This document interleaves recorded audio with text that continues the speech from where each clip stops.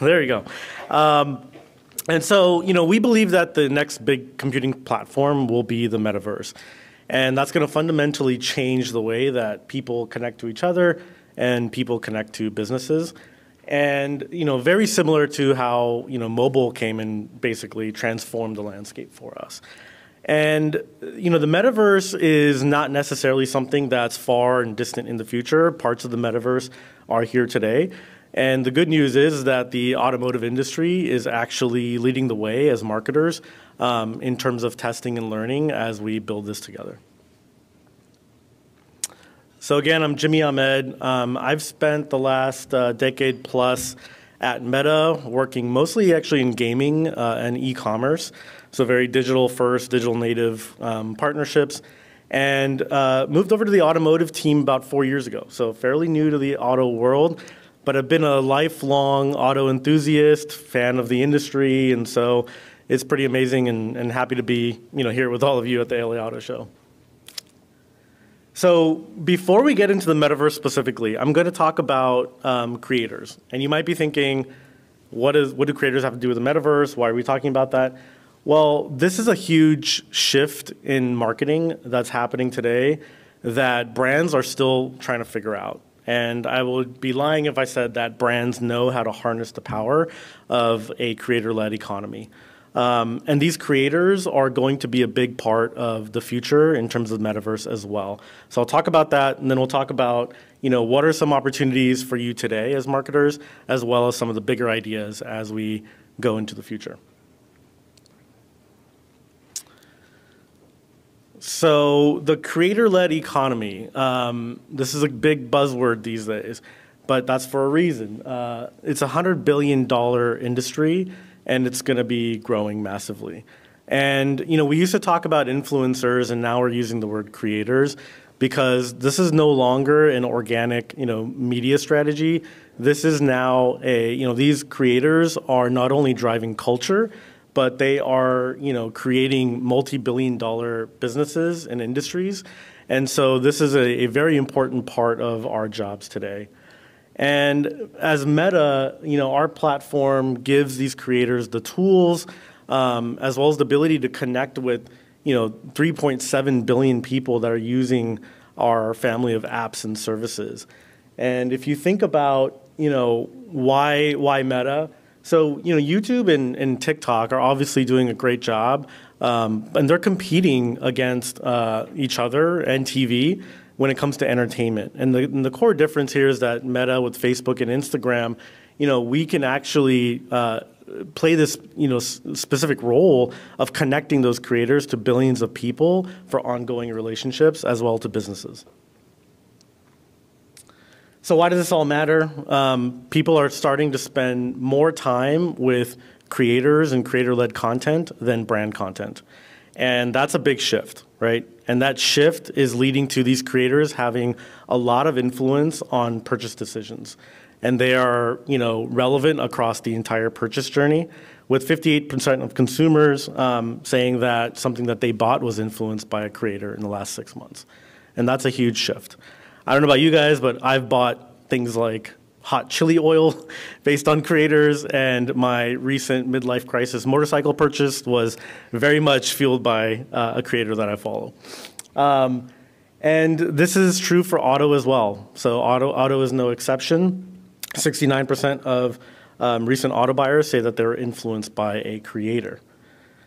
And what's important to remember here, it's not just about auto-specific creators. This is lifestyle. This is interests, life stages. You think about, the example shared earlier about do my hockey sticks fit? If you're following people that play sports and are involved in hockey, they're going to be telling you which cars are best for, carrying those hockey sticks around. New parents looking for vehicles, EV enthusiasts, right? These are the types of creators that you need to figure out how to leverage. And to my point earlier about organic, right, this is becoming more and more of an important paid strategy. And we know that paid media plus branded content with creators drives more efficient results for you. And so that's a big point. That's actually a big shift that we're seeing is that, creator-led and this type of content is playing a much bigger role in media plans.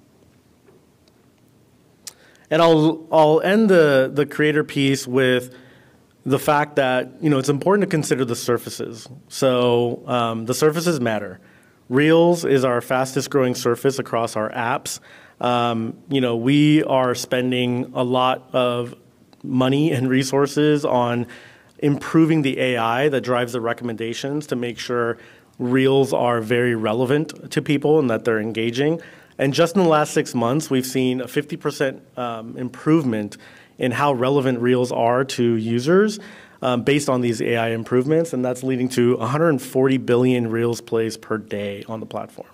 And the important thing to remember here is when you think about the creative, it's not just about putting polished, content creative that you already have in a new format.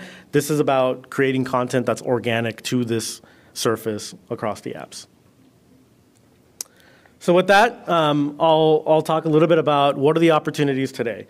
And really, it's all about AR and immersive activations, right? So people want to engage with more immersive content, and especially in a time where there was lower showroom traffic, there were inventory shortages. This is one of the best ways for you to engage with your customers. And this is not a small niche thing that's happening. 700 million people use some sort of AR effect across our platform every single month. To put this in perspective, that's bigger than the entire user base of Reddit or Twitter independently. So it's a lot of people that are engaging. And the good news is that businesses are harnessing this. And these are a few examples that are categorically a little different on purpose. So, you have the first example with Wendy's. They created a game, so very lightweight and fun way to engage people. You have Hyundai with a more of a blend of offline and online with bringing a digital car into the physical world and then kind of gamifying that. You have Stellantis with the Wagoneer and having a more 3D experience on a 2D device. And lastly, you have a Burger King example of, I think, a really good execution of bringing the online and offline worlds together with this sort of like digital smoke, and you follow the smoke to the nearest Burger King in your neighborhood, which is pretty cool. And so what does this mean in terms of results? So this is a Volvo example, and they created a pretty, a simple way to have an AR effect in the physical world where you can configure their card, play around with it, look at it from different angles. And adding this to the media plan created a 34% lift across their brand metrics without changing a thing on spend or anything like that, or who they were targeting. So it's a pretty lightweight way to get your core customers and your community to engage. And with that, so when you are thinking now beyond AR, so today the answer is pretty much AR. Now, if you want to start thinking beyond AR, it's important to remember that this is going to be a very multi-dimensional sort of way to market, right? You will have people that for them, the line between offline and online, especially as they shop, starts to get more and more blurry. And VR, wearables, digital collectibles are, some of the tools in your toolkit to kind of create that multi-dimensional experience for people. This is an example that Mini executed. So it's a 3D world created in Horizon World. So, people would put on a VR headset to experience it. It's very much in line with the ethos and DNA of the brand, right? Like fun, creative, lightweight. And this was basically a way for people to hop in a VR world with their friends, configure a car, and race each other and just have a good time. So, the goal here is not to necessarily sell cars with this activation, but it's to get people to engage. And this was launched at a time when inventory was super short for Mini. Some other kind of thought starters here. We're at an auto show here, great way to engage people. Imagine a motor show in the metaverse that's there all year. What does your brand headquarters look like in the metaverse where someone can go and experience every aspect of your brand at any time?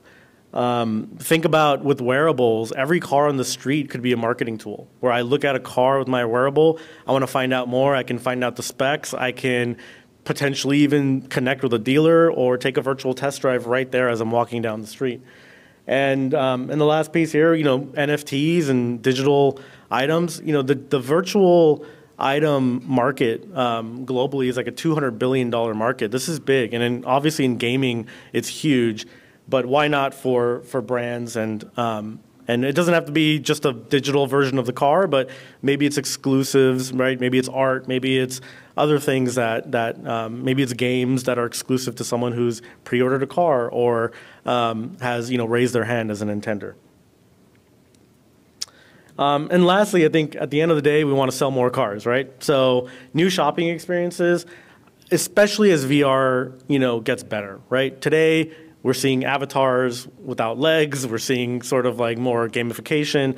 But imagine when a car can digitally show up in front of you and actually looks like the real car, right? You can walk around. You can open the doors. You can sit inside. You can configure that car, and you're going to know that it's going to look exactly like what you are configuring right there in front of you. And imagine the dealership experience, right? Like to your point, like I don't see that experience going away, but it can get better and it can be more accessible to people, right? Maybe some OEMs that don't have a huge footprint can create more digital experiences to bring that experience closer to home. So a couple of guiding principles as you kind of leave this room today. It's really important to bring an authentic voice, and creators are a really great way to do that. And by focus on your community, because those are your #1 fans, they're going to engage the most, is where you can test and learn the most, you can inspire the most action. And right now, gamification, keeping things lightweight, make them fun, that's a really easy way to get started. But it's important to continue to test, right? Test and learn. I think especially with new technology, the bar is not super high. You can test and learn with your community and engage and see what works and what doesn't. And at the end of the day, we're excited to build with you. The metaverse is not something that we are building alone. It's something that everybody in this room is going to help build this together. So thank you so much. Thank you so much, Jimmy.